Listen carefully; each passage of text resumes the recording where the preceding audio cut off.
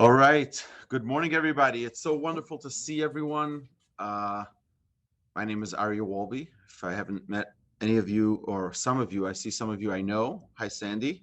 Hi, Mark. And a bunch of you look familiar here, so it's great to see you. Hi, Kay. So my name is Aryeh Wolbe. I'm the older brother of Rabbi Yaakov Wolbe, and I have the tremendous privilege of being here today to learn with all of you and to learn together as much as we can in the time that we have allotted till you throw me off the airwaves. I want to begin with I want to talk today about the Seder, the Pesach Seder, talk about the Haggadah, talk about this is the most important, most integral part of all of Judaism, is this one holiday where we talk about the Seder, where we talk about the Exodus from Egypt throughout the Seder, where we drink 4 cups of wine. There's a reason for each one of the things that there are thousands of different nuggets that we can point out about this one night, which is going to be Friday night next week, not this coming week, the following week. Additionally, there's 2 Seders. In the diaspora outside of Israel, we have 2 days of Passover, or the first days of Passover. So it's not only going to be on Friday night, it's also going to be on Saturday night. And it is really going to be a, hold on here.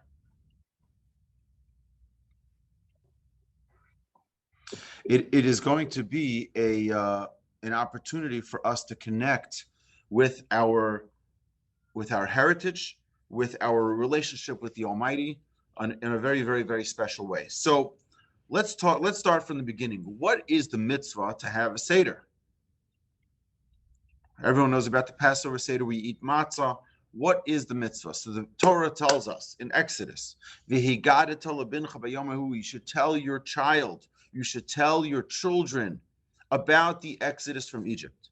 There is a special mitzvah in the Torah that we need to talk about the miracles that we experienced on our Exodus from Egypt. So we know we have many, many celebrations in our calendar. We have July 4th, and we have Memorial Day, and we have many, many special days like Labor Day, right? Unbelievable opportunities for a day off, right? So is Passover just a day off, or is Passover a Memorial Day, or is Passover a day where we can re-experience the Exodus?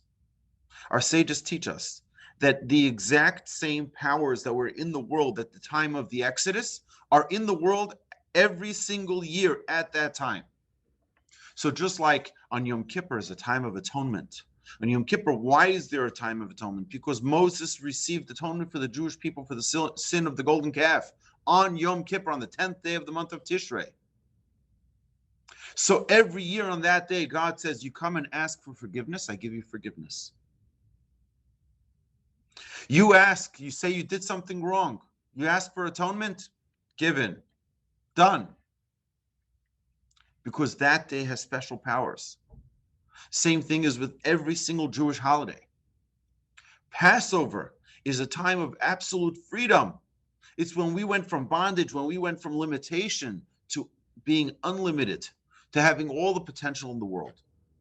And that's something we need to talk about. So we're going to get to it in a second. But there's a very interesting thing that we see that's unique in Judaism. I was once co-officiating an event. I may have shared this before. I was once co-officiating an event. We were both doing the invocation for a big event. There were about 1,200 people there for the Holocaust Museum dinner. And I was doing it together with a priest. And he had a big congregation that he led. I think he had 8,000 members. And here I am, Rabbi Wolbe from Torch. You know, what do you see? He asks, so we go to meet for coffee so we can plan out exactly what we're each going to say. So he says, what do you do? I said, I do education. So he says, so what are you teaching your congregation? So I said, I don't have a congregation, but we do education in all these different congregations, and we teach Torah. That's what we do. He says, what are you teaching right now? So I said, actually, it's very interesting. Right now, we're in the middle of doing a question and answer series. So I turned to him and I forgot who I was talking to. I said, do you ever do in your congregation question and answer series? And he pauses and he looks at me. He says, you forget who you're talking to. He says, in our religion, there are no questions. I said, really? I said, it's so ironic because in Judaism, everything is about questions. You open up a page of Talmud and there's question and question and question and question. And then you have to prove it and question again. Because when we are focused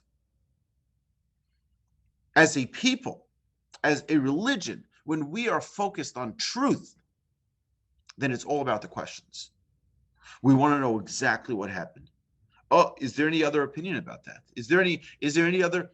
And we go back and forth. You look at a page of Talmud, you have hundreds and hundreds of questions. It's all about the questions because that's how you get to the truth. So on the Pesach Seder, you'll notice that there's the Manishtana. What's the Manishtana? It's asking the 4 questions. And we know we have the 4 sons. There's many, many themes that we'll see if we have a chance to go through the entire Haggadah. There are many different themes. We ask the questions and we encourage our children to ask the questions. From a young age, they should learn. You see something, ask. You want to know what's really special? Is that there are many, many things that we do during the Seder that we just do to awaken the question within the person. It's really odd. You know, we wear a special white coat, overcoat, a thing, it's called a kittel. Right? If you're searching it online, it's a Kittel. It's a kittel. It's a special white coat that we wear. We wear it on Yom Kippur and we wear it at the Seder. Because it's a sign of freedom. It's a sign that we're just released of all. So just like on Yom Kippur, we're saying we're released of all of our sins. We're white. So too, we're released of all of our bondage. We wear the special coat. You ask, why do we wear the special coat? Yeah, there's many reasons behind it. The main reason is so that people will ask. I see you every Friday night. You're not wearing that white overcoat. Why are you wearing it at the Seder night? Oh, great. You're asking a question. That's great. And we do many things throughout the Seder. Why? So that we ask the questions. That's the purpose. The purpose of the night is to ask questions. Break out of your habits and your routines. Well, that's just the way it is. No. This is the opportunity to ask the questions. Don't take anything as like, hey, that's what they said. That's what we do. No, ask. You know, one of the things that I encourage all of my students in all the classes that I teach, I say, if you hear anything that I say, and even if you like it or don't like it, doesn't make a difference. Ask for the source. Ask for the source. So where do you get that from? You know why? Because when you zero in on the source, that's how you know you're getting truth. Don't just say, oh, it's a rabbi. I'm not going to question where the rabbi got it from. Right? In Judaism, you always question, what's your source? Give me a source. How do I know that I can take it on face value? You have to look at the source. All right? Rabbis are not allowed to make up rules. Rabbis don't have any authority to make up rules. So, at the Seder is where we start. The foundation of Judaism is that Pesach Seder. We start with asking questions. So, you know, it's very interesting. Right after we ask the 4 questions, we say, Avadim hayinu leFaro b'Mitzrayim. We were slaves to Pharaoh in Egypt. But Hashem took us out with an outstretched arm, and we go through the whole story. The end of that first paragraph, it says, the more someone tells about the Exodus from Egypt, the more he deserves to be praised, or the more enriched he'll be. Our sages tell us an amazing thing. What does that mean, that phrase? The more you talk about the miracles of Egypt, the better off you'll be, the happier you'll be, the more love you'll feel in your life. So if you had something special that happened to you in your life, anybody here have something, a show of hands? Anybody have something special that happened? You were in a car accident and you were spared, right? You were saved. You had something tragic happen and you came out of it okay. We all had something that, right? Now, what do we live with that experience every day? Do we remember it, bring it up every single day? Well, if you do, you're a very lucky person, because every single day you'll have the opportunity to be happy and to be thankful and be grateful to the Almighty for saving your life and for giving you another lease on life. The more you talk about the miracles that you have experienced, the greater and more enriched your life will be. Because you're not going to allow even one moment to go by without feeling that gratitude and appreciation. That's the purpose. This Seder is Kol Amar B'Lesaper. The more we talk about the Exodus from Egypt, the more details we get into. We're like, oh my goodness, this is incredible. Every detail. We need to go into great depths. I've been for weeks already working on the Seder, preparing, going through the Haggadah, and it's not enough. I feel like I just don't have enough time to go through it all. It's like so many details. The more we look into it, the more we ask questions, the more loved we will feel. So I want to share with you an amazing story I read yesterday.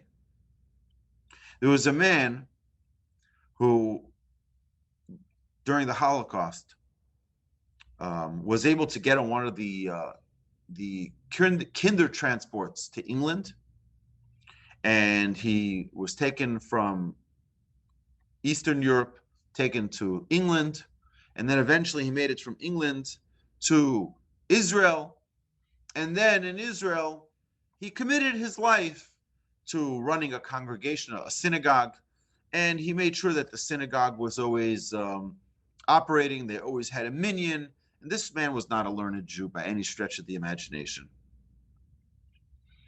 And after he passed away, one of the rabbis in the community went to visit his children and asked his children, your father was not a very learned man. How did he merit that all of his children grew up to be great rabbis, great sages? He was a simple guy.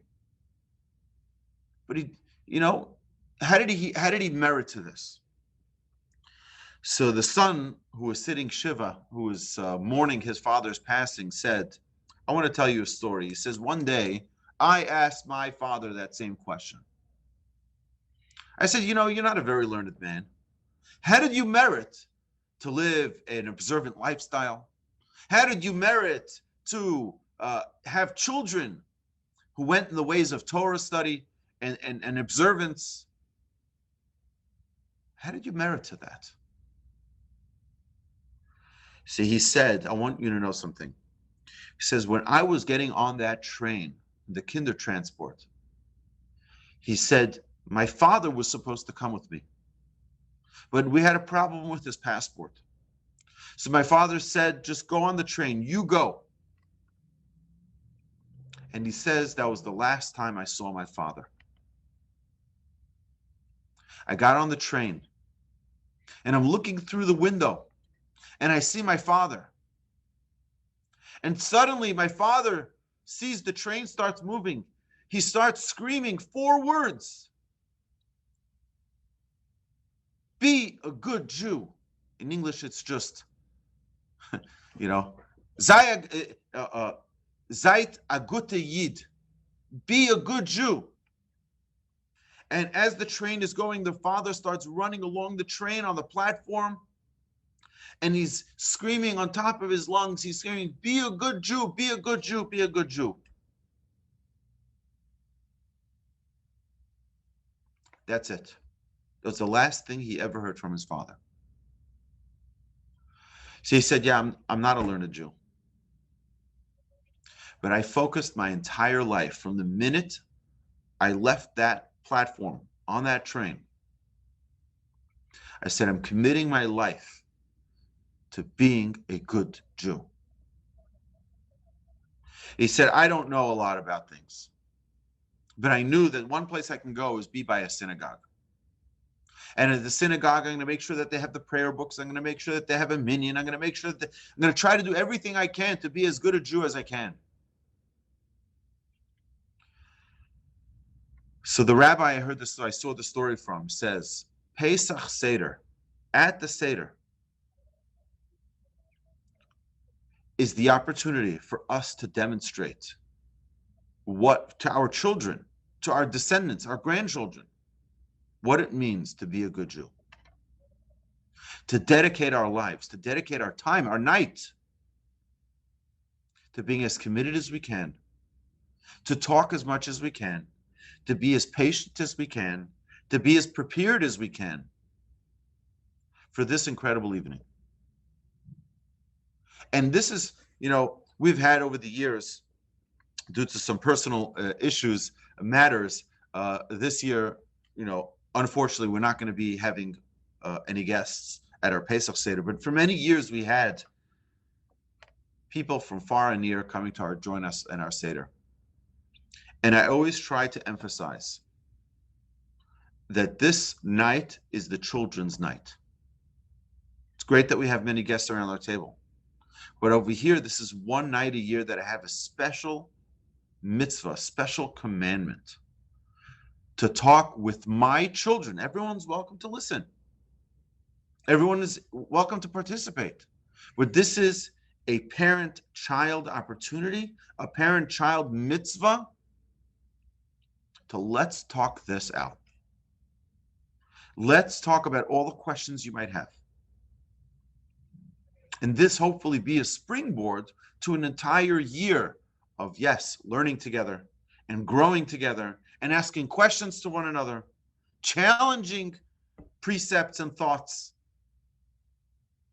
Just because, again, we said before, just because your daddy said it doesn't mean it's true. Even if he's a rabbi. Let's look at it in the source. Let's ask. So, we start the Seder. There are a bunch of things that we need to have prepared before we go into the Seder. By the way, the Pesach Seder is one of the two most celebrated Jewish holidays by Jews from far and near. It's Passover and Hanukkah. And we need to, it's the one holiday where our sages tell us specifically to prepare ourselves before the holiday. You can't just show up at the Seder. You say, I'm here. I brought my Maxwell house. I'm good to go. All right? That's not enough. You've got to look at it in advance. And hopefully we'll have the opportunity to do that today. Okay, so there are a couple of technical things that need to be prepared before we go to the Seder. Number one is wine. If you're able to afford nice wine, like really nice wine, a nice Cabernet,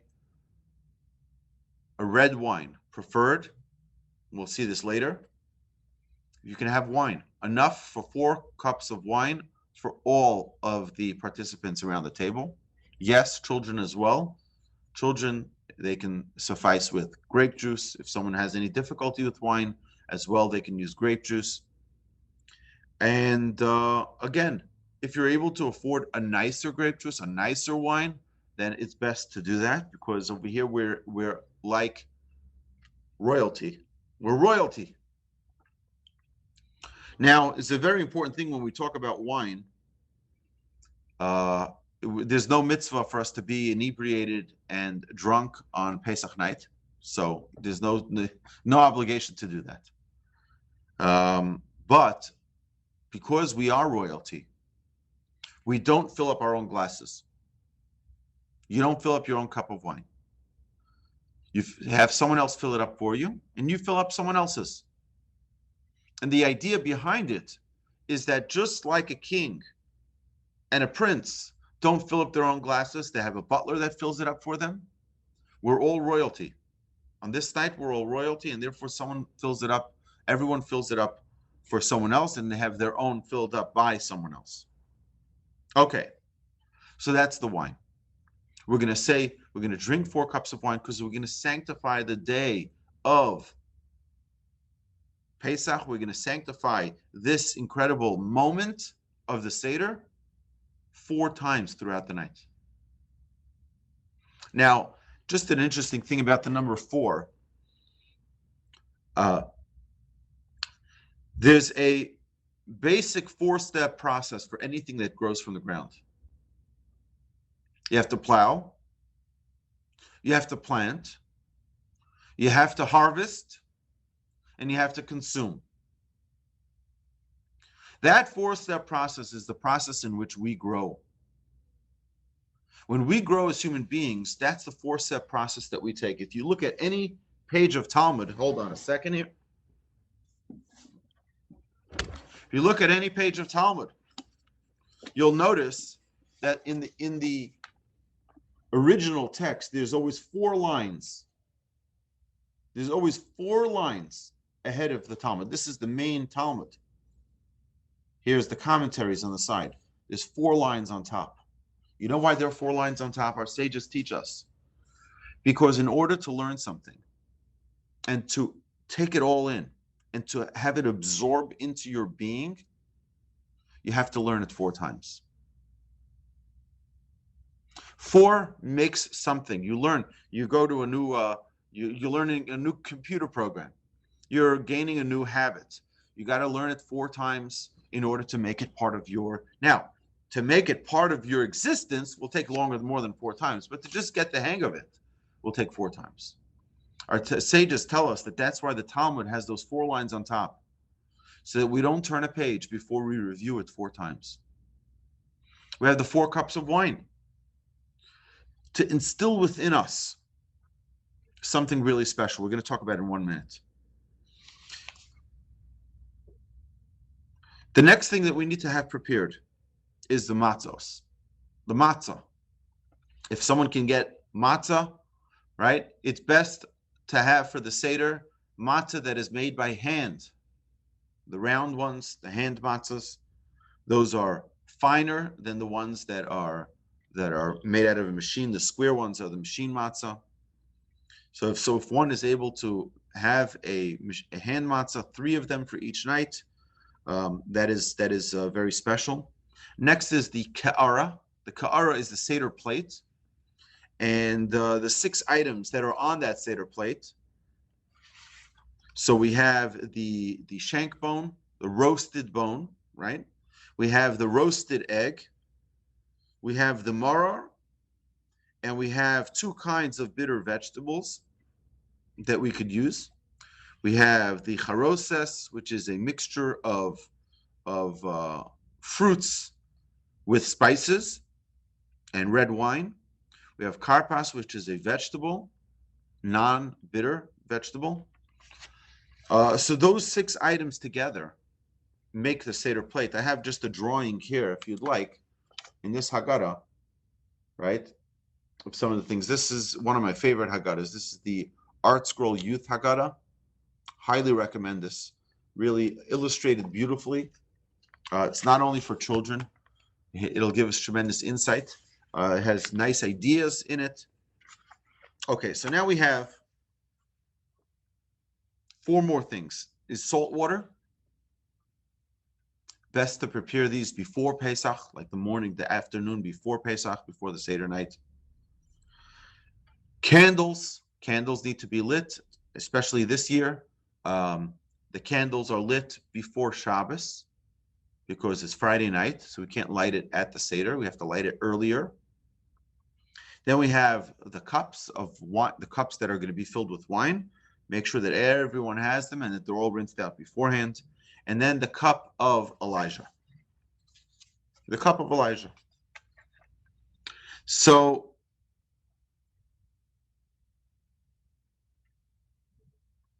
we said that Passover is a time of redemption. In the month of Nisan, the month that we just started yesterday was Rosh Chodesh, was the first day of the month. It's a new moon. One of the ideas is that the Jews are compared to the moon because we have ups and downs constantly. And as a people that have ups and downs, we have to be a light to the world to show it's okay. It's okay. You fall down, you get right back up. You wane, become stronger. You wane again, and you become stronger again. We need to have resilience. It's interesting that all the Jewish holidays are always in the middle of the month, exactly in the middle of the month, when it's at the strongest point, when it's in its full capacity. So it's very interesting that there was once a Hasidic master who heard one of the children say, when the father comes home from shul, this is talking about Friday, about the first night of Passover, when he comes home from shul, he should say Kiddush right away so that the children shouldn't fall asleep. So the Hasidic master, the rabbi, heard this, and he says, who taught you this? He says, my rabbi is so-and-so. The next day, this Hasidic master meets this rabbi, and he says, did you teach the school children to say that when the father comes home from synagogue, he should immediately make Kiddush, he should immediately recite the blessing on the wine so that the children shouldn't fall asleep? He says, yes, indeed. He said, why didn't you teach them the rest of it, the rest of that song, the rest of that teaching, which is so that they should ask the questions? That's the most important part of the whole Seder. He says, and let me tell you what this really means on a deeper, much deeper level. He says, what this really means is when the father comes home from shul, meaning when we come home from synagogue and our Father in heaven is there with us and is saying, my children are preparing their tables so beautifully. They're ready to be there at their Seder with royalty, with wine.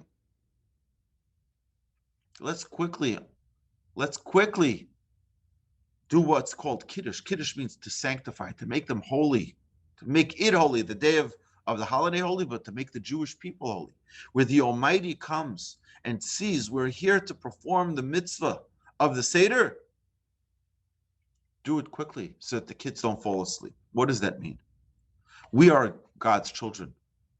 We are God's children. We need to remember that we're asking God, don't let us fall asleep. Don't let us be in a situation where we think that everything in life is good. That, sadly, in the past week and a half, there were 11 people murdered in Israel by terrorists. Are we free people? Are we not in exile?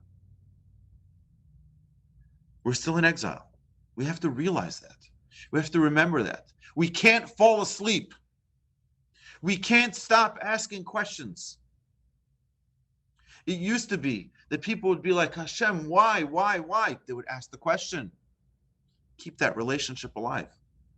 But with a generation, we have incredible abundance, incredible wealth in our generation. People can stop asking questions. It's not a good thing. Don't let them fall asleep, God. Wake us up. Wake us up so that we're closer to you. Wake us up so we can bring that redemption before we fall asleep. That's part of our prayer. So the first part of the Seder is Kadesh. Kadesh means to say Kiddush, to recite the Kiddush, like we do every Friday night and Shabbos morning.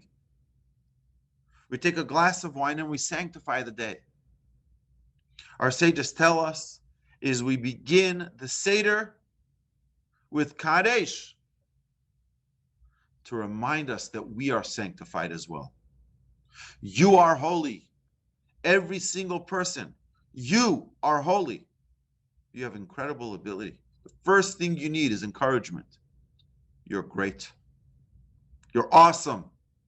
You're holy. This is a time to feel that holiness. This is a time to feel how God is taking us by our hands, in his hands, and lifting us up. Kadesh. Realize how holy you are. Someone could say, me? I'm not holy. I'm not a rabbi.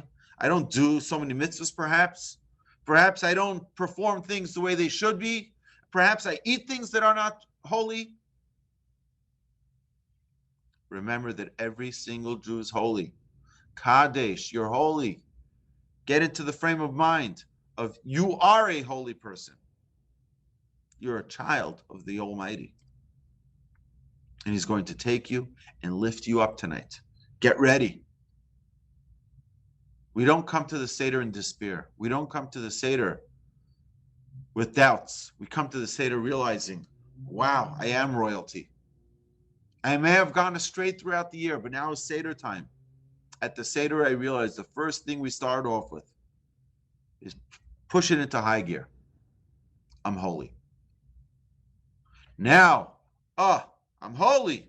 Now I can sanctify the day. Now, just an interesting note to point out in your preparation is that this year, it's not an ordinary year because it's also Friday night.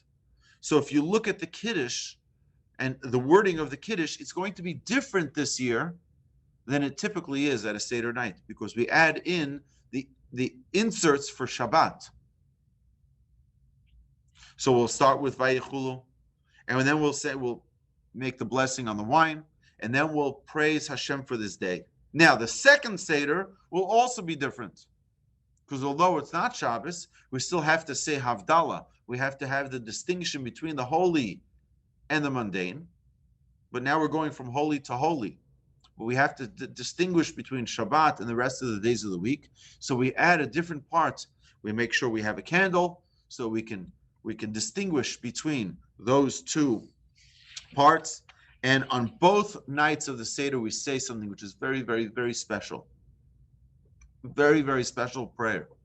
While holding our glass with the greatest joy in our hearts, we thank God for giving us life to perform this mitzvah tonight.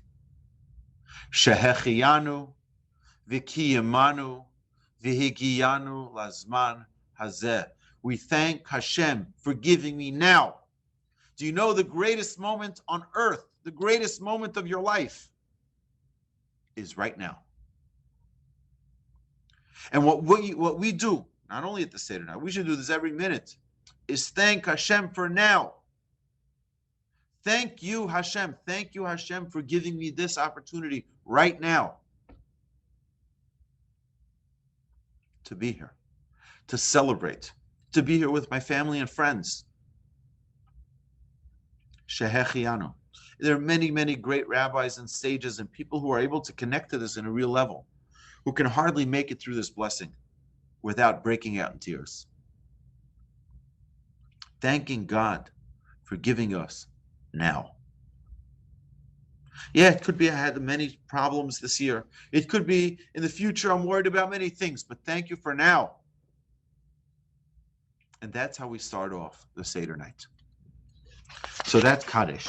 Next is Urchatz. Urchatz is where we wash our hands twice on our right hand, twice on our left hand, as if we were washing to eat bread or matzah. We don't eat bread at the Seder. Now, it's very interesting, this whole idea of matzah. You know, you have many flavorings you can put into many foods. You can have meat that has flavored like this and flavored like that. You can have any pastry, you know, with chocolate, vanilla, many different flavors. You can even have bread that has all these different flavorings. Matzah has none. Matzah is completely devoid of any flavor. It just is. You know,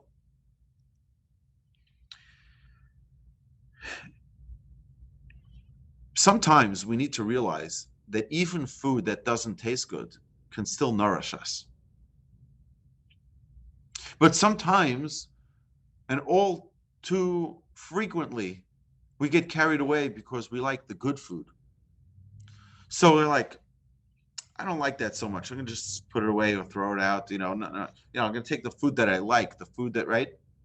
You know what we do in the Seder? We realize we're getting carried away.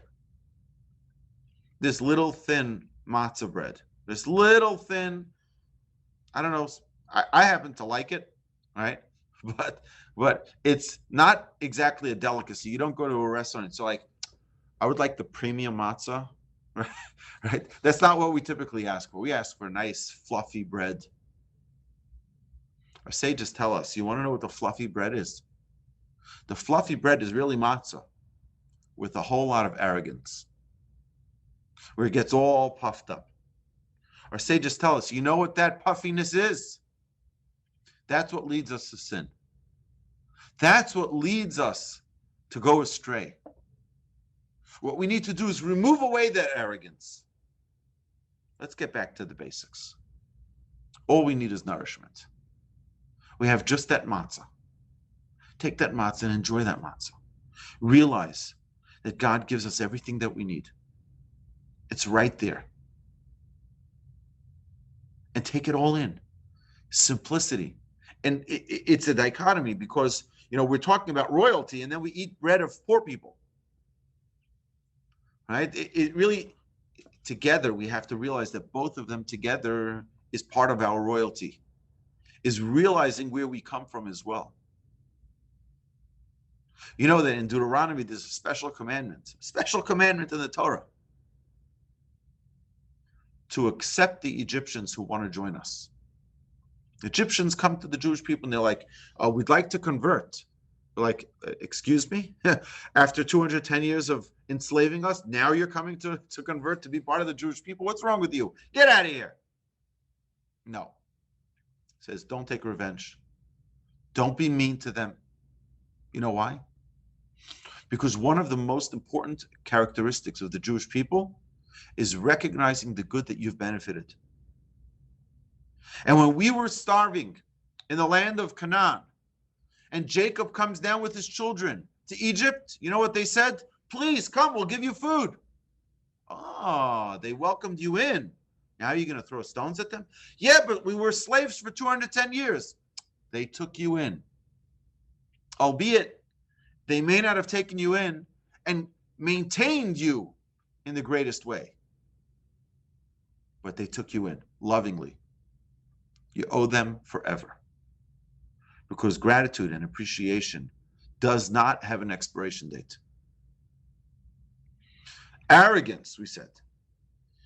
The puffiness. We feel like, oh, look at me. Remember where you come from. Remember who you benefited from. Get back to the basics. We have that matzah. Matzah. Keep it simple. So we wash our hands. We wash our hands. It's an amazing thing. Why do we wash our hands and not eat the matzah? What do we typically do every Friday night? What do we do every meal?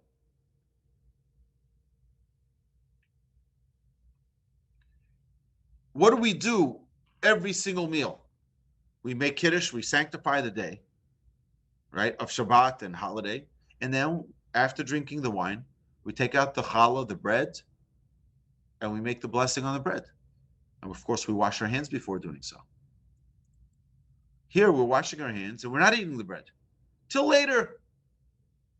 Till later. Why is it so?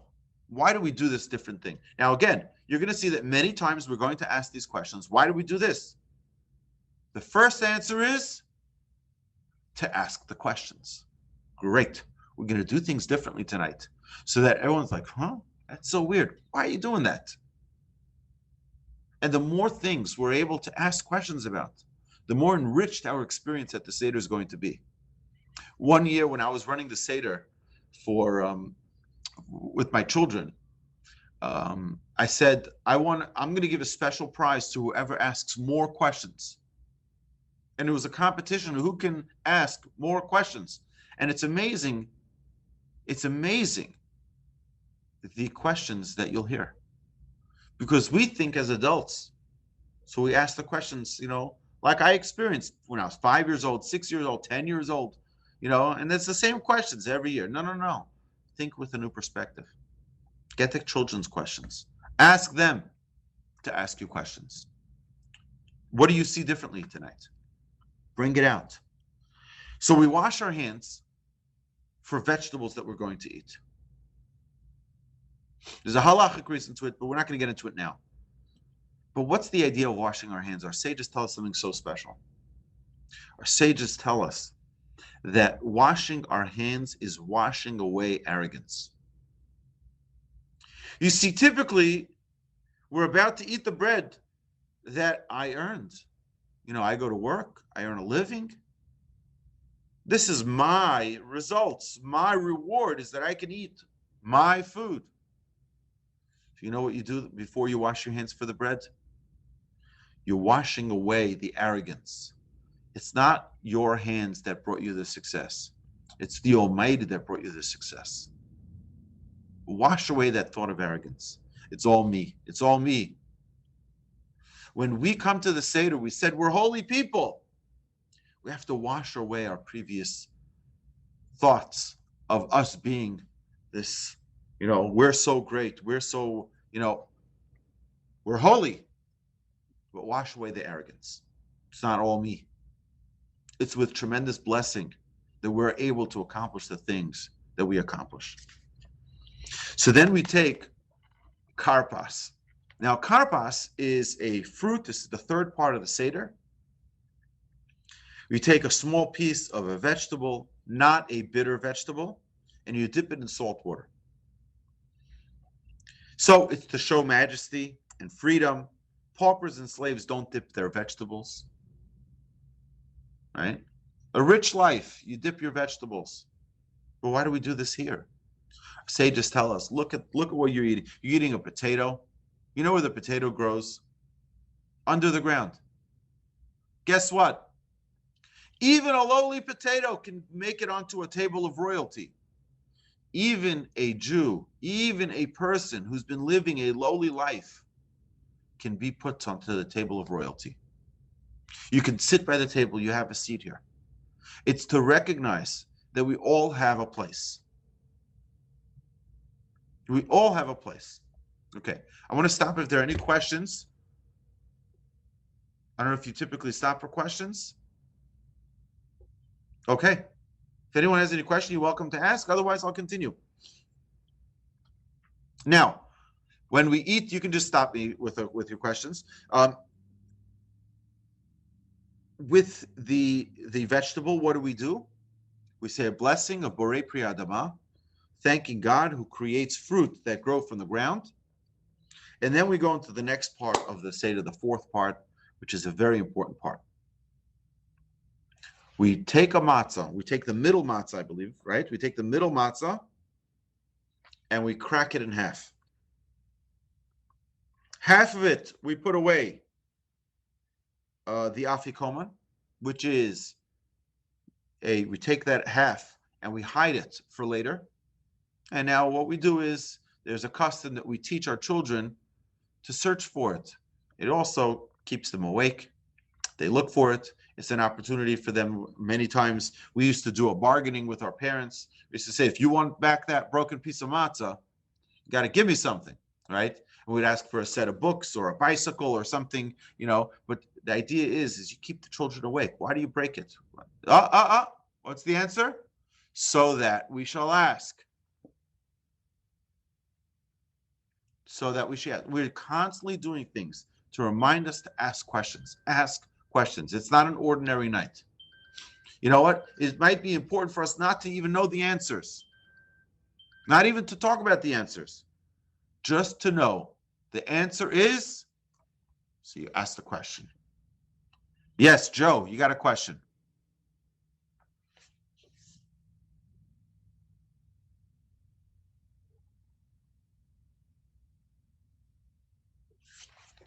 Your microphone is still muted, Joe. For some reason, we can't hear you.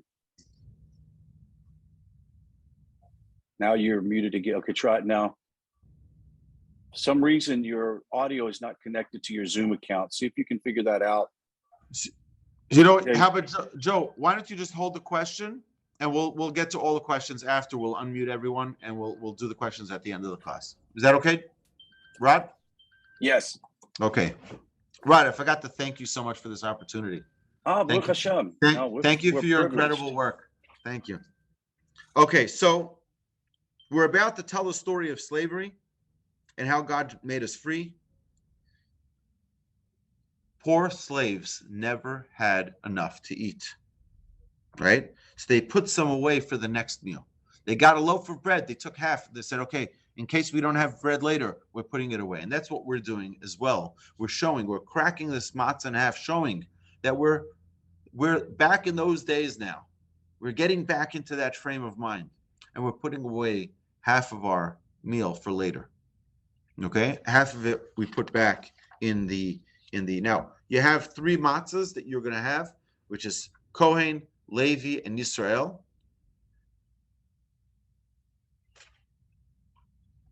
Okay, Joe, I'll get to it right away. Okay, I'll get to the question. So we break the matzah. So we break the middle matzah, and we put half of it, the smaller half, back. The bigger half we will hide for later. Okay, so now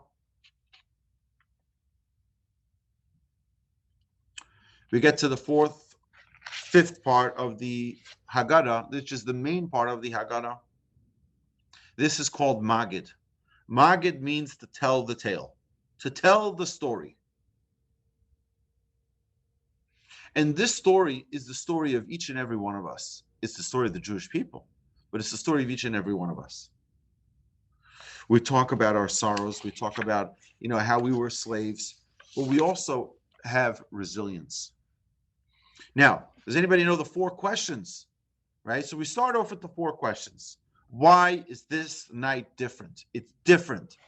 It's different in so many ways. Usually we eat leavened food and unleavened food. Now we eat only unleavened.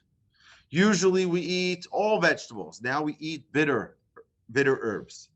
Usually we dip maybe one time, if we dip at all. Now we dip twice. Like we said before, we're going to dip the karpas, right? In step number 3, we dip the vegetable in salt water. Later on, we're going to dip the maror in charoses. What is charoses? I can get into this. I don't know if we have, maybe soon we'll get into it. We'll get into understanding the Seder Plate and how it's designed, how we design the Seder Plate. We'll see if we have some time soon. So now we dip twice. And then typically, how do we eat? We eat sitting upright. We lean to our side sometimes. But generally speaking, we have no specific form. Now, the whole Seder night, we're leaning to our left. The whole Seder night, we're leaning to our left. It's different. We see there are constantly things that are different this night. Why is it different? My dear friends, what's the answer? So that you ask the questions. We have to get into the habit of asking questions. So we go right from there, from asking the questions, and we have our children, they prepare these questions in school already, but we want them to say it out loud, and we try to reward them for it, give them an incentive. Sometimes children are shy, especially when you have guests around the table. They're not, but again, you have to remember, the mitzvah is for the children. The mitzvah is for the children. Have them ask those questions. You're going to give them good answers soon, but the questions are important. So how do we answer? We start off saying, Avadim hayinu leFaro b'Mitzrayim. We were slaves to Pharaoh in Egypt, and God took us out with an outstretched arm. And if God had not taken us out, we would still be there today. And we go through, we talk about the 4 sons. It's very interesting. Before we talk about the 4 sons, and what is this relevant? What is 4 sons relevant to the Seder night? We're talking about how we were slaves in Egypt, and now we start talking about education. We have different types of children. Each one of us, some of our children are bright children. Some of us don't know how to ask questions, and some of us have, we can have a child who's wicked. What in the world is going on over here? Is a class on education suddenly in the middle of the Seder Plate? in the middle of the Seder night? What is going on? Yes, Leslie, children can ask more questions than 4. Definitely. 4 is just a springboard. So if you look right before the 4 questions, the 4 sons, you'll notice that it says, Baruch HaMakom, blessed is God, who is everywhere. Baruch Hu, blessed is He. Baruch Shenatan Torah L'Amo Yisrael, blessed is the one who gave us the Torah, and blessed is He. So we say 4 times blessed, and then we talk about the 4 sons. The idea is that each and every child is blessed. You might think that sitting around your Seder, you may have a child. This one is no. You don't push anyone away. Every child is blessed. Every child has potential. There is no such thing as a child who's too distant. Even the Jewish people were in Egypt. We're at the 49th gate of impurity. They weren't too wicked for God to pull them out. God didn't say, you know what? That's my wayward son. Leave him alone. Forget him. Let him just stick with the Egyptians and goodbye. I'll find the new people. God didn't give up on us. God didn't say, you're not worthy of an exodus. God said, you're also blessed. You're blessed. I'm going to invest in you. And this is an example for each and every one of us. You have children. Thank God. God has blessed me with 7 beautiful, amazing children. You know what? They're not all easy. They're not all the same. They're not all textbook students. But they're all blessed. And they're all deserving of our time and our patience and listening to their questions and listening to their problems. Take this night as an opportunity. Bring them together. Bring them close. If, God forbid, any of us have a child who is estranged or distant, this is an opportunity for us to call them up and say, hey, I'm sorry. Come to my Seder. Let's enjoy a good night together with delicacies. Let's bring this unity together. Bring us all together. There's no such a thing as a child who's not worth our time. Every single child is valuable. Every single child is blessed. And we need to find the way to their heart.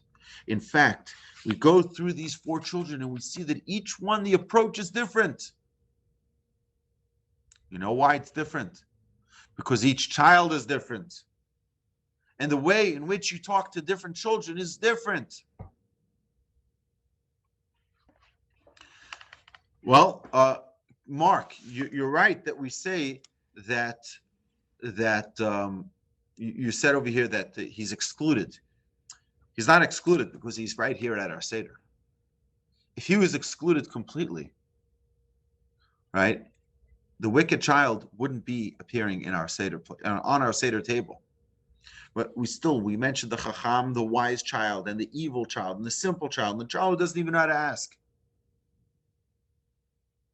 All of them are special. Baruch, they're all blessed.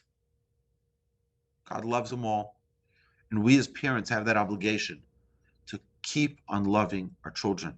Keep on loving them. Love them and love them, love them. It used to be, I remember this from my grandfather, Rabbi Shlomo Wolbe of blessed memory.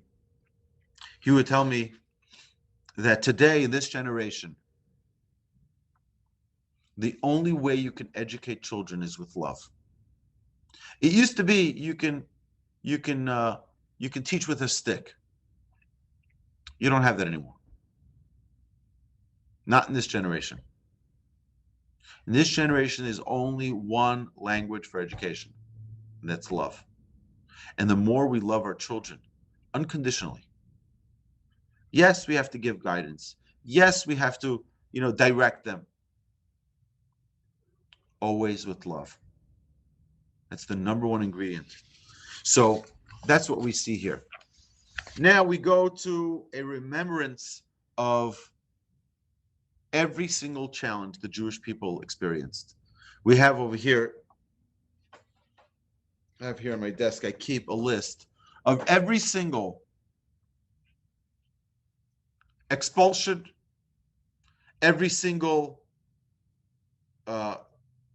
mass murdering of Jews for the past 2,000 years.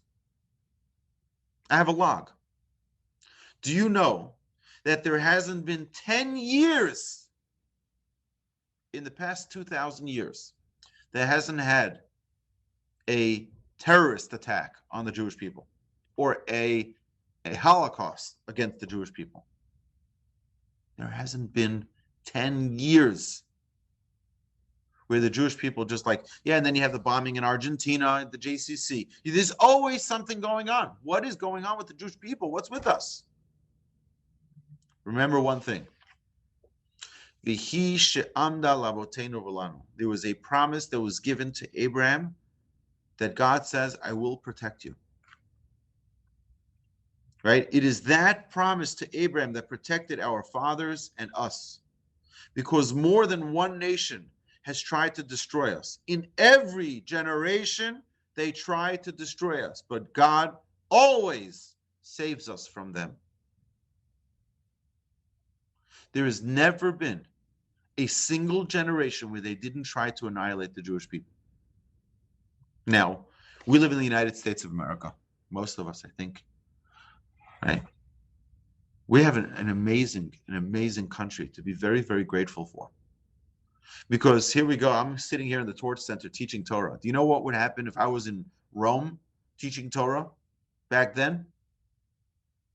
All of our heads would be rolling on the streets because we're learning Torah. And the same happened in England, and the same happened in France, and the same happened in Germany, and the same happened in Russia. And you name the country, we've been executed there. And we've had expulsions. And we've been annihilated. And yet, every time we keep coming back. And today you look at the Jewish communities, they keep on growing. It's unreal. You have today Torah study going on in the world like there hasn't been in almost ever. You go to Lakewood, New Jersey, where you have tens of thousands of people studying Torah all day. You have a community that's growing. It keeps on growing and growing and growing. You're talking about it's like cities upon cities growing there. New York City, the explosion of Torah there. You go to Jerusalem. You have in one yeshiva over 10,000 students sitting and learning. Every corner is another synagogue and another yeshiva. The more they keep on trying to kill us, the more we grow, the more we flourish. We have to remember this this Seder night. Yeah, we are the target. Do you know why we are the target? Why are we the target? Because we have accountability. We have a responsibility to be a light unto the nations, not to shy away from that responsibility. When we shy away, the nations of the world say, hey, you're supposed to be the example for us. You're supposed to show us how to live a life. You have the Torah. You received the Torah. Don't try to assimilate. Don't try to become like the Gentiles. You have to be an example. You're held accountable. And when we try to assimilate and say, we're all just one, they say, no. We're going to show you how you're different. We'll whip you into shape. The nations of the world don't have the power if God doesn't allow it. God only allows it to wake us up and remind us, you're getting too comfortable. You don't realize your responsibilities. This is a reminder we have here in the middle of the Seder. We have a reminder God is here to protect us always. He's not going to let us vanish. But we have an obligation to live up to. It's to be an example to the nations. So we come to the Seder and we start talking about our Exodus. For what did God do it? So that we be example to the nations, not try to assimilate and be like everyone else. Our job is to be an example. That's who we are as a people. So now we continue. We bring many verses from the Torah that talk about our challenges in Egypt, and then we get to the 10 plagues. Now, I want you to just take a moment when you're at your Seder respectively, and just imagine what each of these 10 plagues were like. There's a lot to read up on this. But if you look at the Midrash, if you look at the commentaries and read up about it in advance, you'll find that it was impossible to not see the hand of God through these miracles. So Moses tells Pharaoh, if you don't let the Jewish people out, tomorrow, all of the water in Egypt will become blood. And just like that, all of the water in Egypt becomes blood, the whole Nile River. You're talking about every single glass of water. You imagine you had a nice bottle of Ozarka water in your fridge. It's cold. You're excited to take a nice gulp of your cold water. And you look at it, it's red. What's going on here? You open up the fridge. All the drinks are red. What's going on here? All the water turned into blood. Now imagine what that was. Put yourself into it for a moment. Do you know who did have water? The Jewish people had water. In fact, the Egyptians tried to take a glass of water. They gave it to the Jewish person, it was water. They took it back, it became blood. They gave it back to them, it was water. Took it back, it became blood. They said, how about this? They gave a straw for the Jew, a straw for the Egyptian. The Jew slurped water, the Egyptian slurped blood. Very clear miracle, an amazing miracle. Power of the Almighty over everything. Realize that miracle. That's the first one, is blood. The next is Tzfardea, frogs. Again, imagine. And it says, by the way, if you look in the Torah, in Exodus, where the Torah explains each of these plagues, you'll see that it wasn't a joke. I'm not just, giving you a nice, I'm going to pull it out right here. I got a beautiful Chumash here. I'm going to read this to you. So I'm not making up anything. You ask me the source, I'll give you the source. Okay, so we have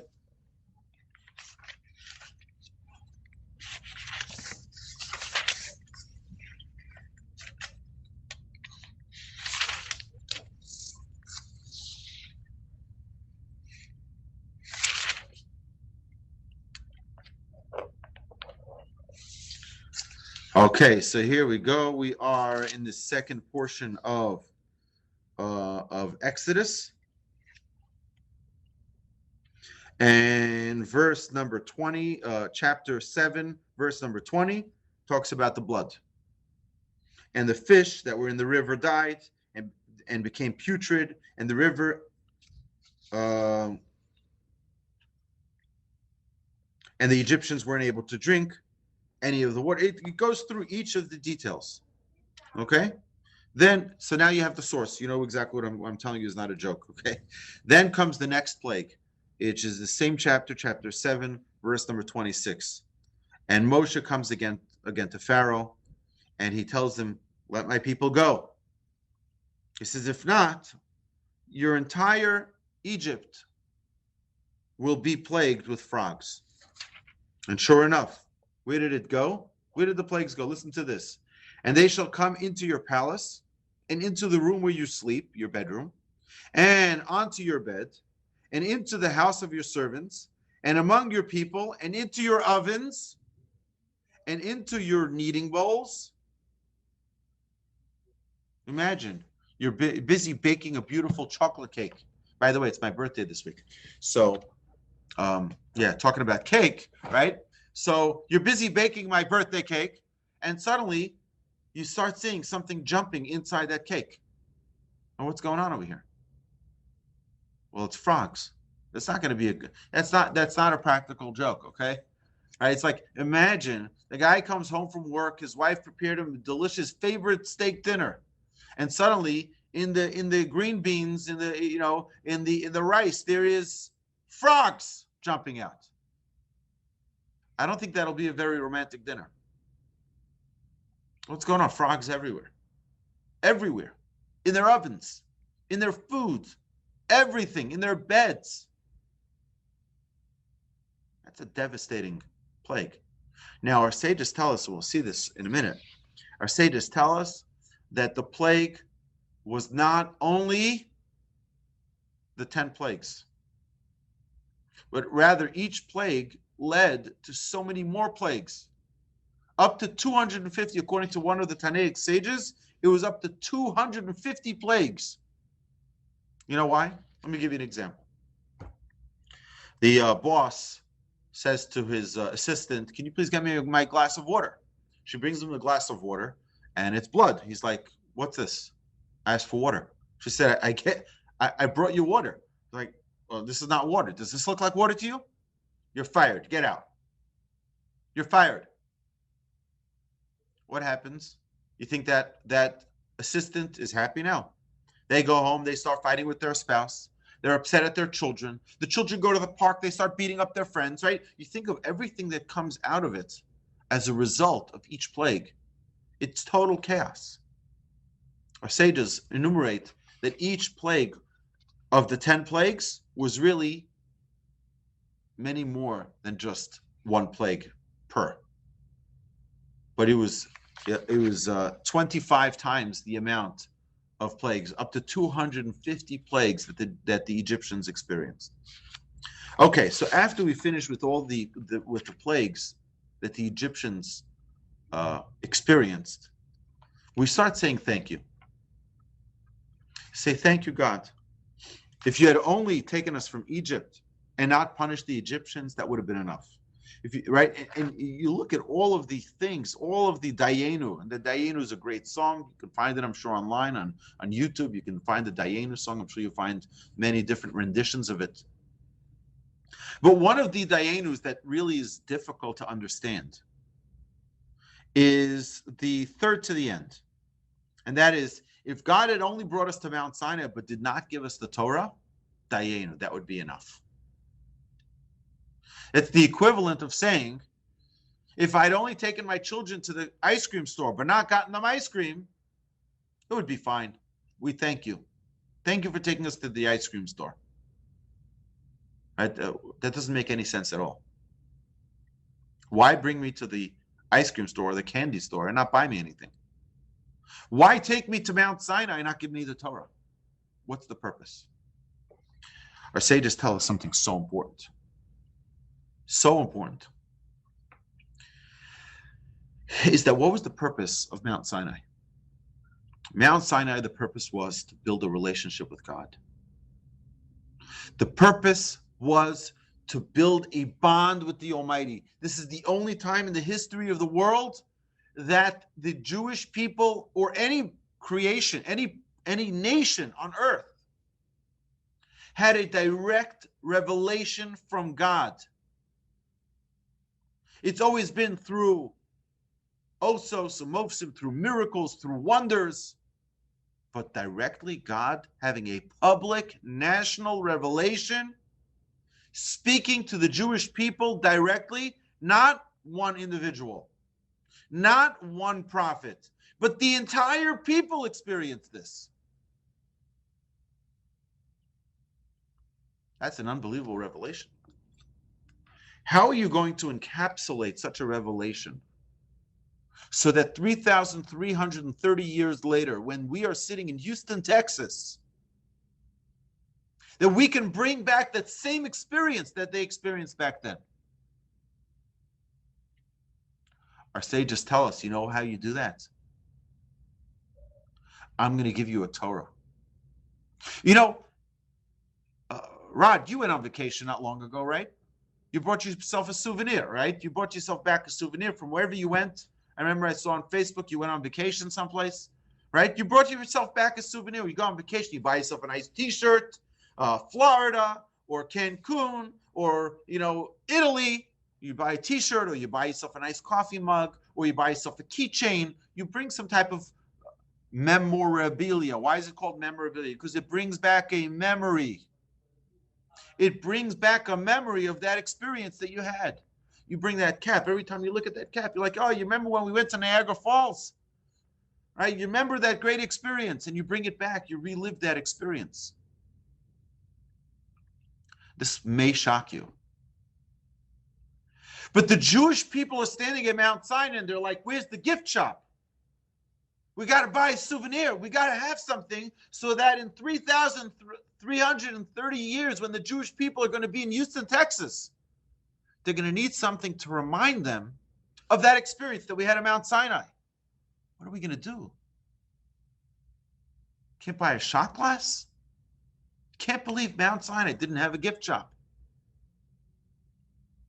You know what God says? I'm going to give you 613 souvenirs. Every mitzvah in the Torah is a souvenir that brings us back to the experience that the Jewish people had at Mount Sinai. When a person puts on tefillin, you know what that reminder is? I'm God who took you out of Egypt and gave you a Torah and gave you a commandment. When someone has a mezuzah on their door, you know what it says in that mezuzah? I am the God who took you out of Egypt and gave you a Torah. And when someone has Shabbos, you know what we say? Every mitzvah that we have, every single mitzvah that we have is a souvenir to bring us back to that clarity, to that revelation that we had at Mount Sinai, to bring us that same light that we had. So let's read part of that song again. If God had only brought us to Mount Sinai and given us that revelation and didn't give us the Torah, Dayenu would be enough. Do you know why? Now we know why. Because the souvenir is the reminder. The souvenir is not the purpose of your vacation. The purpose is not so that you have a t-shirt. The purpose is not so that you have that mug or that baseball cap. The purpose is the experience that you experienced. But you don't want to forget that experience. That's what this is about.